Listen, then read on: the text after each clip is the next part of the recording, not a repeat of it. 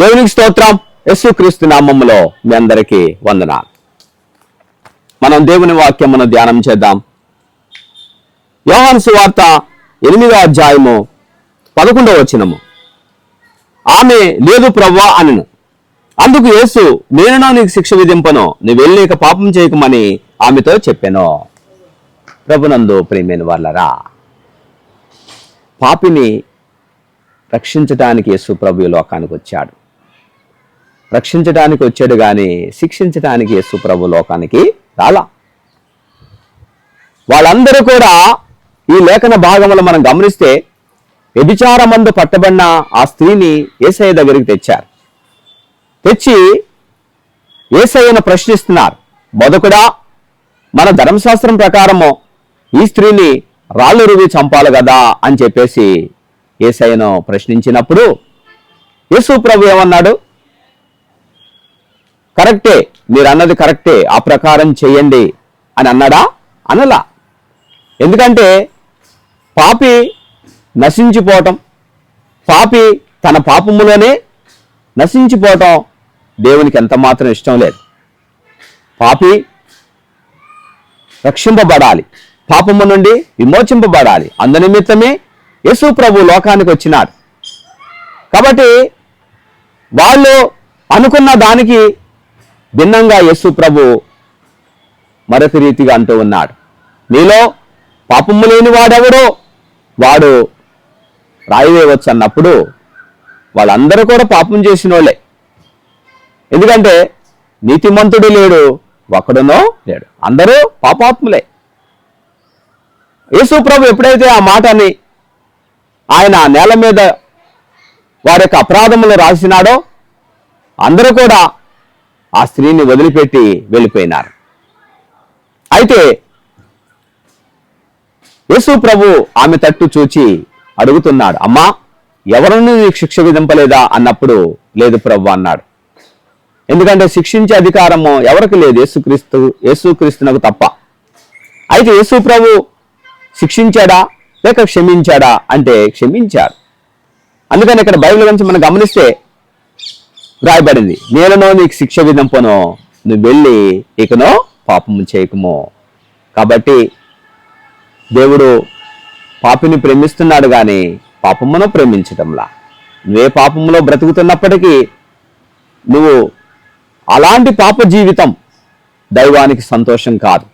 నువ్వు మంచిగా బ్రతకాలి, నీతిగా బ్రతకాలి, న్యాయంగా బ్రతకాలి, పరిశుద్ధంగా బ్రతకాలి, యథార్థంగా బ్రతకాలి, నిర్దోషంగా బ్రతకాలి, నిరపరాధంగా బ్రతకాలి, నీతియుక్తంగా బ్రతకాలి. అప్పుడు నువ్వు ధన్యుడవో ధన్యురాలు అవుతావు, దైవానికి ప్రియమైన వ్యక్తి అవుతావు. నేను దేవుణ్ణి నమ్ముకున్నానని చెప్పి నువ్వు వ్యభిచార జీవితమును మానకుండా, నీవు నరహత్య మానకుండా, లంచగొండితనం మానకుండా, అబద్ధ సాక్ష్యం మానకుండా, మోసం చేయటం మానకుండా, ద్రోహం చేయటం మానకుండా, కీడు చేయటం మానకుండా పాప జీవితంలో నువ్వు జీవిస్తే నీ జీవితము ధన్యకరం కాదు, నీ జీవితము దైవానికి ప్రియమైనది కాదు. కాబట్టి ప్రతి మనిషి కూడా తమ పాప జీవితాన్ని వదిలిపెట్టాలి. ఎప్పుడైతే నువ్వు దేవుని తట్టు తిరుగుతావో, పశ్చాత్తాపం చెంది నీ పాపముల విషయమై దేవుని దగ్గర ఒప్పుకుంటావో దేవుని నీకు క్షమిస్తాడు. ఎందుకంటే బైబిల్ నుంచి మనం గమనిస్తే 1 యోహాను పత్రికలో రాయబడింది, మన పాపములను మనం ఒప్పుకుని ఎల్లా ఆయన నమ్మదగిన వాడు, నీతిమంతుడు కనుక ఆయన మన పాపములను క్షమించి సమస్త దుర్నీతి నుండి మనల్ని పవిత్రులుగా చేయనని యోహాను రాసిన పత్రికలో రాయబడింది. కాబట్టి పాపిని క్షమించేవాడు ఎప్పుడు? మనం పశ్చాత్తాపం చెందినప్పుడు, దైవం తట్టు తిరిగినప్పుడు. నువ్వు పాపంలో జీవించినంత కాలం నీ జీవితానికి మంచిది కాదు, నీ జీవితానికి క్షేమం కాదు. పాపి ఎప్పుడైతే దైవం తట్టు తిరుగుతారో అప్పుడే వాళ్ళు ధన్యులవుతారు, దైవానికి ప్రియమైన వారు అవుతారు.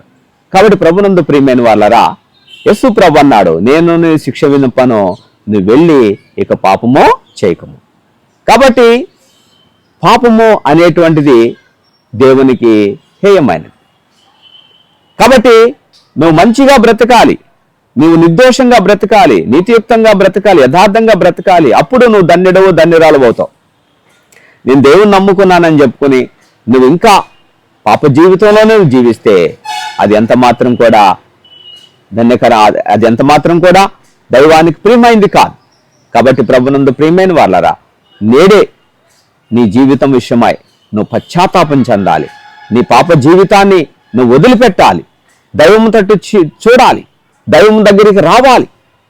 జక్కయ్య మనం గమనిస్తే దేవుని దగ్గరకు రానంత కాలం కూడా తాను నీతిమంతుడని అనుకున్నాడు. తాను ఎవరికి అన్యాయం చేయట్లేదు అనుకున్నాడు.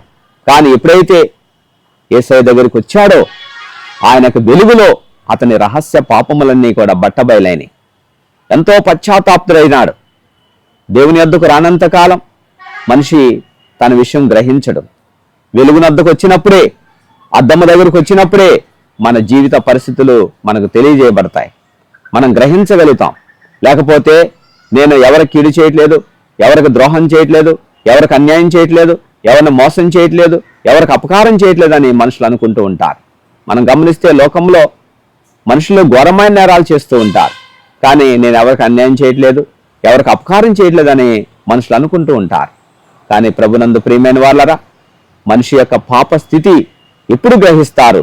వారు ఎవరైనప్పటికీ ఎప్పుడు గ్రహిస్తారంటే దైవం యొద్దకు వచ్చినప్పుడే.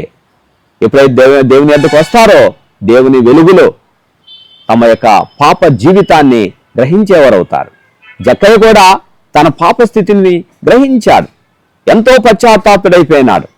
అయ్యా, నేను ఎవరి వద్దైనా అన్యాయంగా దేన్నైనా తీసుకున్నట్లయితే మరలా 4 వంతులు చెల్లించునని ఎంతగానో పశ్చాత్తాపం చెందాడు.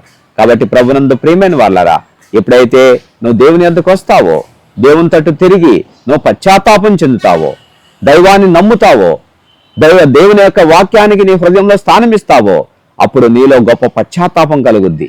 అప్పుడు నీవు రక్షింపబడతావు. నువ్వు పాపంలో నువ్వు బ్రతకలేవు. దేవునికి ప్రియమైన భక్తుడిగా, భక్తురాలుగా నువ్వు బ్రతకగలుగుతావు. దైవానికి ప్రియమైన వ్యక్తివి కాగలుగుతావు. దేవునికి స్తోత్రం. దేవుడి పరిశుద్ధ మాటలు దీవించును గాక. ఆమె. మహాపరిశుద్ధుడా, ప్రేమ గల తండ్రి, మీ వందనాలు. ప్రియ ప్రజలతో మాట్లాడిన ప్రతి మాటను బట్టి వందనాలు. విన్న మాటలు గ్రహించి లోబడి విధేయులై మీకు ప్రియమైన భక్తి పరులుగా బ్రతుకున్నట్లుగా చే. అట్టి గొప్ప కృపా పరిశుద్ధాత్మ శక్తి వారికి అనుగ్రహించి మహిమ పొందమని యేసు నామములో అడిగి ప్రార్థించున్నాం.